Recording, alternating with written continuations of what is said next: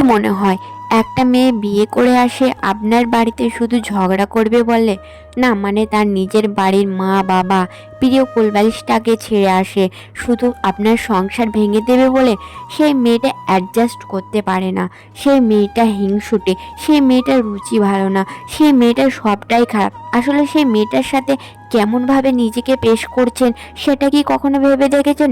সেই মেয়েটার জায়গাতে নিজেকে বসিয়ে দেখেছেন?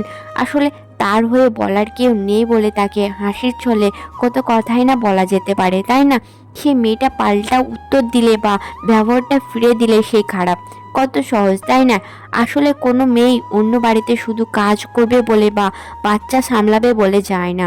সে তার নিজের পরিবার ছেড়ে আসে, সে সেখানেও একটা পরিবার পাবে। এইভাবে শুধু পাল্টে যায় আচরণগুলো, আঘাত পেতে পেতে তার থেকেই চারিদিকে বদনাম শুরু হয়।